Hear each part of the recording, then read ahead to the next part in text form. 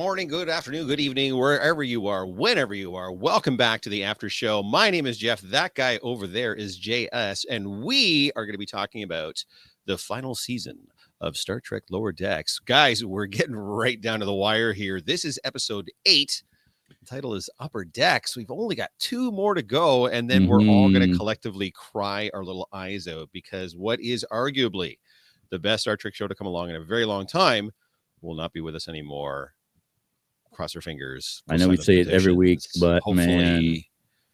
Before we get into it, guys, if you haven't already and you've just come across us on YouTube, please go ahead and hit that subscribe down at the bottom. It helps us out a lot. If you don't mind, go ahead and throw us a like. And hey, if there was something that you saw in this week's episode or something you didn't see, throw a comment down below too. All of that helps prompt the algorithm to get this show in front of as many eyeballs as we can. We're a very teeny tiny little operation, so anything you can do to help us out is tremendously appreciated. JS, you've clearly watched this week's episode. What did you think overall? For one, when I saw the title come up, I busted out laughing because this is the first prediction we've ever made on this show that actually came to happen, and the following week, boot. Yeah. Now, very different than what we thought this was going to be. Yes. We were saying how we were hoping that our favorite lower deckers were going to move on to become maybe upper decks or whatever this was going to be. Funny enough, episode 8 of Lower Deck season 5 was called Upper Decks. Now, a little bit of a different premise. I thought the show was okay. It wasn't as good as it wasn't bad. I want to make sure, because when I told you this earlier when we were off there, you're like, "What? You didn't like this?" No, I did not like this episode. It was okay. It was fine. It just wasn't as good as some of the episodes that we've had in the last couple weeks. I found that this episode didn't have as many callbacks as some of the other episodes, and I want to be clear that I don't think that they have to rely on those callbacks for the show to be good. But those callbacks and those Easter eggs have been such a part of the show that we've now come to expect it, right? Like, I'm going into this show wanting to reminisce, right? Now that's what I do because I want to see, okay, what are they going to pull from this week, right? I want to nerd out. And I did get a lot of that this week. What I did think was funny was a little bit of the fourth wall breaking moment that this episode had right at the beginning. Because that's the premise of the show is it's the upper decks this week. Because the lower decks, they're the stars of the show. So nothing happens to the senior staff when they're not around. And then this episode is all about the senior staff. Au contraire, mon frère. This episode is all about the adventures of the senior staff. And we really don't get our favorite lower deckers really at all. We see them at the beginning of the episode, and we see them again at the end of the episode, when they make comment about the fact that nothing happens. Nothing ever happens when we're not there. So the only takeaway I'll have for you, but from the Easter egg perspective, the only thing I would have for you from the Easter egg perspective is I find as I'm watching the show over and over again, it's Mariner that drops or is involved in most of those references. It's either Mariner or Boimler. And they weren't really in this episode. So I think that's the takeaway that I don't think they wanted to make the bridge crew just copy what worked for the lower deck crew. They had to find a way to make it entertaining in a different way. And frankly, I thought they pulled it off. And I do like the way that the episode was a bit cyclical, but we'll get into that when we get You're right. That was great. The episode. I also loved the opening scene. Well, not the opening scene, the closing scene before the credits when they're talking about the upper deckers. And she finally has to go into her meeting and the doors open and they all stand there in their like superhero poses. You know what I mean? Yeah. And all the senior staff is there. But there was somebody weirdly missing from the senior staff meeting in the ready room. And it was our pair of senior science officers that weren't in that meeting. So again, obviously the whole idea was to not have those guys on and it be about the senior staff, the bridge crew. But it's weird that the episode right before they make them part of the senior staff, and then the following show, they're not part of the senior staff. And it's like, well, what? Yeah, but anyway, we even got Miggly Moo. Yeah, so we do start. I mean, we do have a brief interlude with our typical lower deckers to start, but then we do get to the senior staff. The bridge crew specifically is what she says, and they are having their morning briefing. And by the way, throughout the entire episode, you're going to notice that Freeman kind of has come to realize that her job is mostly as an administrator or someone just to hold hands of crew members, that she doesn't really get to do a lot. And I think this speaks to what we've been talking about, where the Cerritos is in the hierarchy of important tasks for Starfleet vessels to do. It's clearly at the bottom of the list. During the morning meeting, though, Shax has an existential crisis and is seeing visions and has to leave the room. He immediately stands up and requests a day off starting immediately. And then Freeman's like, okay. And he just leaves. And now Captain Freeman has, who at first I thought was Billups, but it's not. It's somebody else. She's got some sort of an aide or an assistant, which I don't really remember seeing any of the other captains have. Someone to sort of maintain their schedule and make sure they're hitting their marks and getting to all different things. I don't recall Picard or Kirk or Sisko. I don't remember anybody having one of those, which I thought was a really weird. And we've never seen this dude before either. We've never followed Freeman for an entire day anyways. But I don't remember seeing this dude before. I feel like when he came up on screen, I was like I don't know who he is, but I feel like we have seen him. We probably have, but in this specific role, I mean. No, you're right. In this manner, no. I think that's more. I think that's more what I meant. And the weird part about this too is it's clear that they've all been sort of, and I kind of get it, but they've all been pigeonholed into whatever their roles are. Freeman is going about the ship, basically just patting crewmen on the back for doing whatever it is they're doing. Ransom's job appears to be babysitting lower deckers. Because even now that our lower deckers have sort of jumped up into, I don't know what you call it, middle deckers, Ransom is now tilting nipple to the new lower deckers, essentially the true lower deckers. What he was doing before with our favorite lower deckers, he's now doing with the new batch of lower deckers. We get which was the funniest bit ships. In that. That was by far the funniest bit in this episode. I mean, I will disagree with you, because to me, this episode might have the best exchange that this show has ever had, but we're going to get there. Okay. Shax realizes that he's losing his shit and decides he's going to do some meditation and project his astral self, I suppose you would say. I'm guessing this is some sort of a Bajoran bullshit DS9. I mean, wonderful DS9 thing that happens. And Shax is literally reliving the occupation of Bajor from the Cardassians, and he's just absolutely whooping all kinds of ass, including his own ass from that time period when he clearly did some very, very awful, terrible things in the name of freeing the Bajoran people. And then we get and this is why and you're right. Sorry, don't interrupt you, but that was an actual big theme in DS9, because Kira and the freedom fighters, right?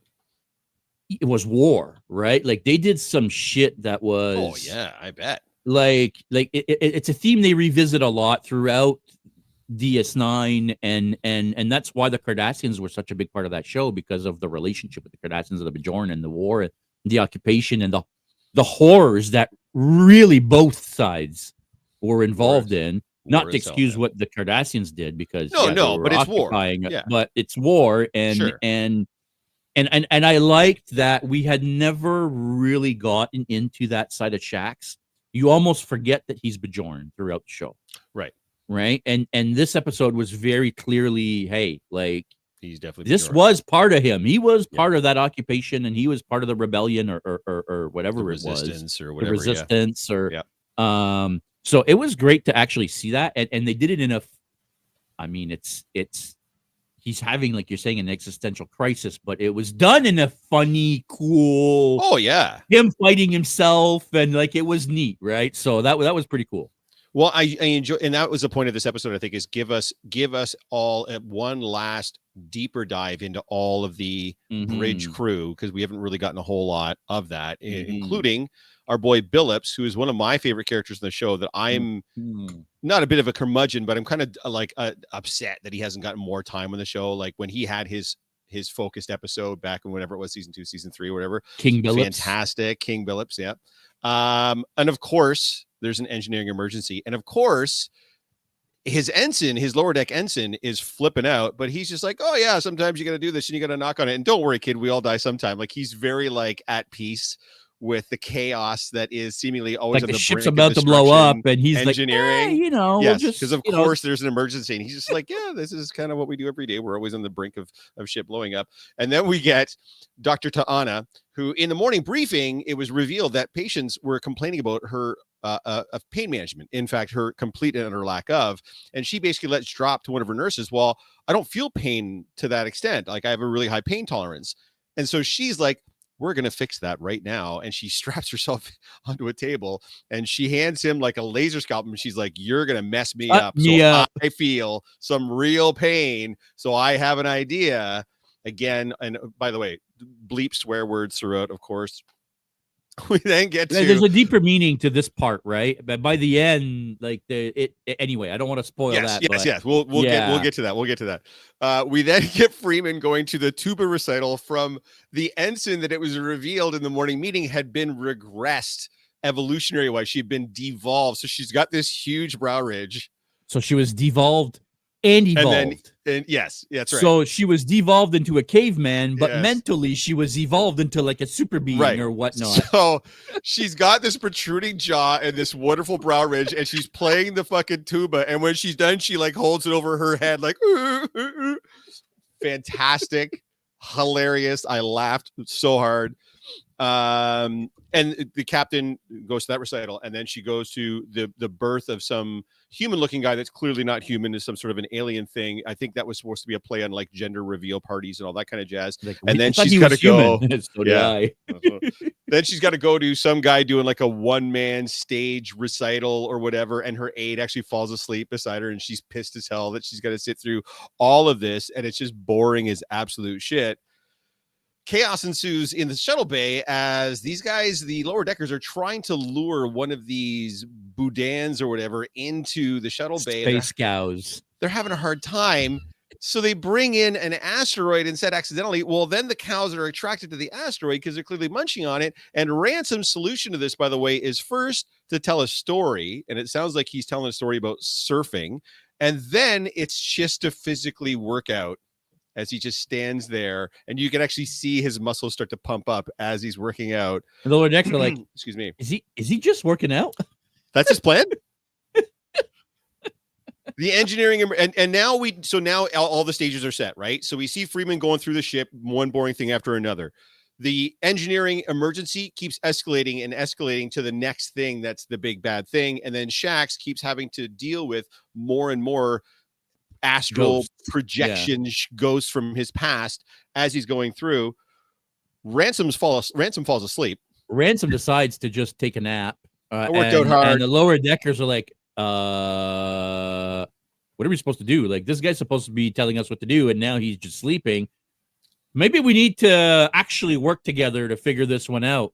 Which will come up a little bit later on. These are the Delta and Beta shifts, by the way. Yeah, because they hate each other, right? Again, this like is a callback to season. Brother, this is a callback to every workplace that has shifts anywhere on planet Earth. I have it where I work.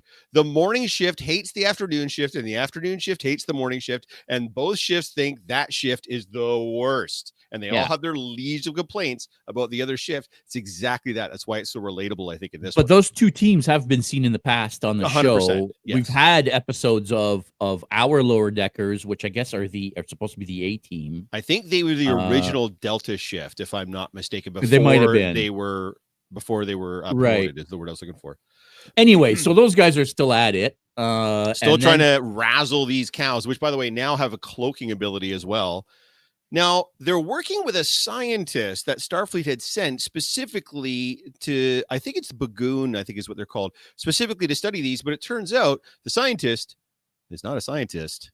He is a clicket, which is an insectoid-looking alien race that is there to enslave these guys and apparently grab the cloaking technology from the cows to be able to upgrade their ships. That's what they want. They want the cloaks. They want the cloaking technology because they feel they are the inferior race in the galaxy.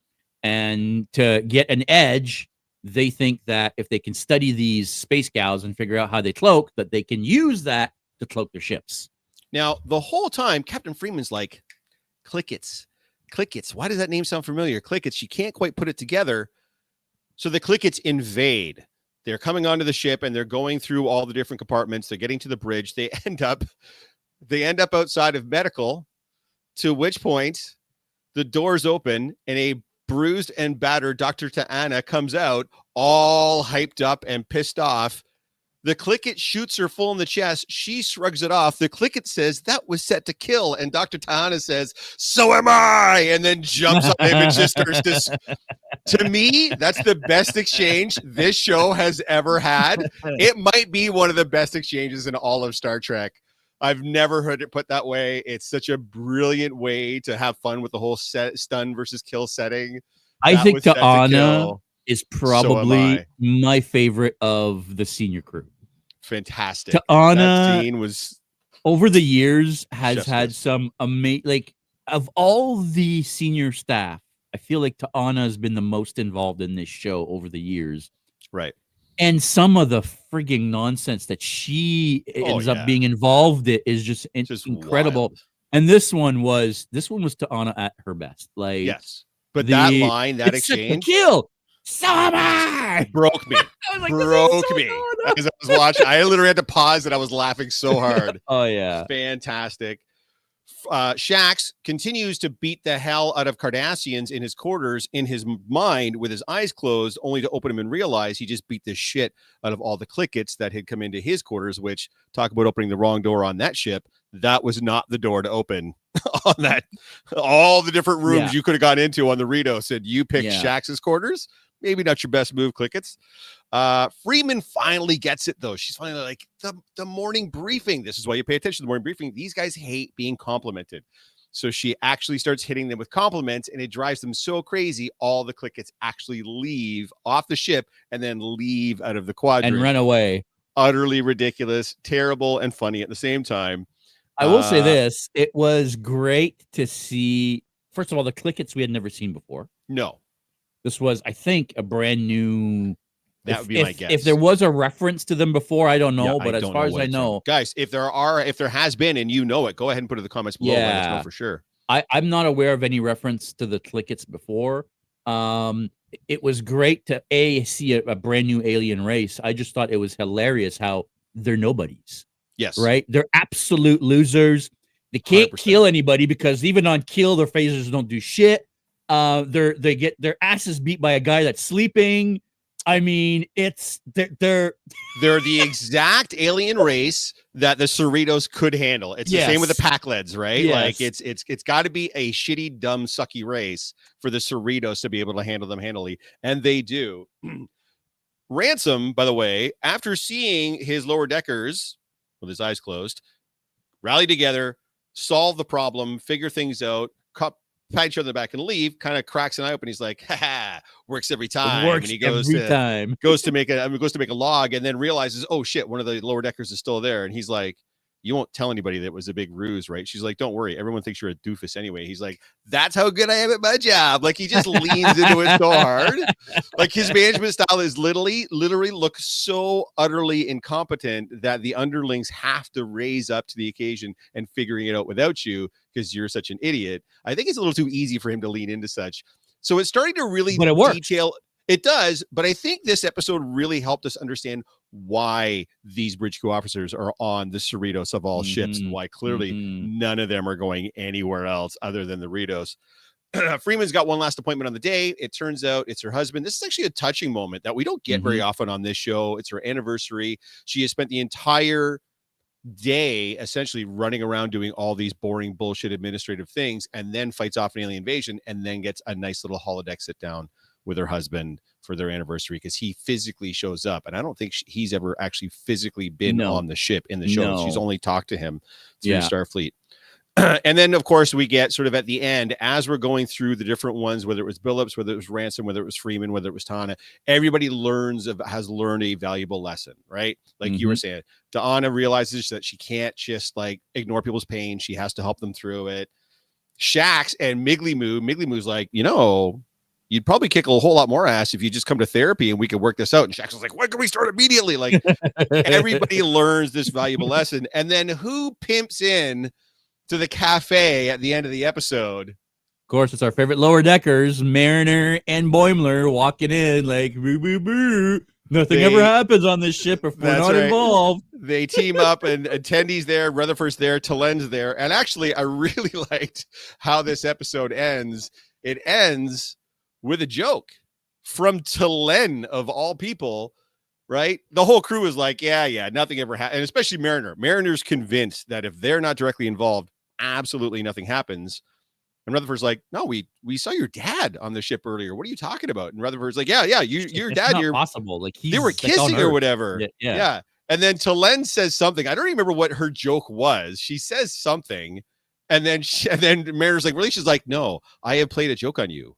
Boom. the boom ruined me. I went back and listened to her boom 8 times. I found it so funny.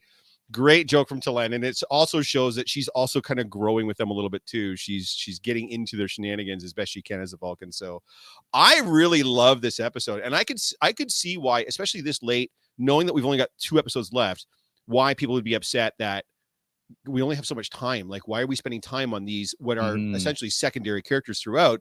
But like I said, it gave like a nice final note for each of those characters, knowing that we're not going to see them after 2 more episodes. I'm going to guess these final 2 episodes would probably be a 2-parter, and we'll focus heavily on our big 5, on our lower deckers. But I really like this episode on how they focused on each of the major bridge crew and gave them a moment of some kind to shine throughout the whole thing, even if it was shining to the point where it's like just Ransom falling asleep so his people work better together. You know what I mean? Yeah, I mean, I like that they did that. I mean, I feel like over 5 seasons, those characters never really got that chance. So it was nice that they did. I kind of wish this was more like a episode 1 than an episode 8. Fair. Right? Like if episode 1 of the last season, you put a spotlight on the upper deckers to then get back to our lower deckers for the rest of the season. Yep. Again, I understand what you're saying about, most of the Easter eggs and callbacks that we get are through our Mariner and Boimler. So if they're not there, we don't get as many of that. But again, I've come to expect that from Lower Deck, right? Yes. So that's a big part. Again, I think we've said this many times over the season that's not why we watch the show, but they do it so well and they integrate it within the story so well, and it's always so like smart how they bring those references in and then we didn't have any really today. No, fair. Week. And that's why I get it. I do get why people would have an issue with this particular episode, because it was a bit of a departure. But I think the heart and soul of it was still enough there. There was enough 100%. Of what we're talking about that I think, and again, at the end of the day, it was a very Trek episode. I found it was. Anyways, right? You had alien races, you had problem solving, you had listening skills, you had resolved issues, you had all the things that have made Trek so great over the last 60 years or whatever. So I appreciated that all about it. But again, guys, if there was something about this episode that you really liked or didn't like, go ahead and put it in the comments below. JS and I are kind of on 2 minds of this one a little bit. I loved it. He said it was all right. Let us know down below what you guys thought of this episode, it being a little bit of a departure from the norm. And like we said, guys, there's only 2 episodes left. Maybe give us a little bit of a theory on what you think you're going to see for the next 2 episodes as well. I think we're going to get a 2-parter to end the whole thing off. What do you think we're going to get? Apparently we met the Tlickets on episode 8 of season 1. Oh, there we go. That was that was the first time they were on screen. Hey. And then this week. So there you go. Yeah, we'll take it. Yeah. I'm very interested in hearing, and I hope you guys do comment below here. I want to hear what everybody thinks about this season and the show in general. And are you hoping that we're going to get more and that something else is going to come out of this? Like, where do you think this is going? Is this going to develop into something else, or is this going to be like every other Trek where once it's done, that's it and it's done, right? This is one of those things where I don't want to get my hopes up. I don't want to like pin my dreams on getting to see any of this again after it's over. So I'm going to try to keep that in the back of my mind as a lovely surprise if it does. And that way I'm not bitterly disappointed if we don't. It would be weird if nothing comes of it. If it's literally like the show ends, it's dropped, and it's never referenced again, that would be a shame. That would be tragic. But again, we'll find out in a couple of weeks, hopefully, and on how the last all these riffs have to be coming around for a reason. We still haven't addressed what that is yet. So no.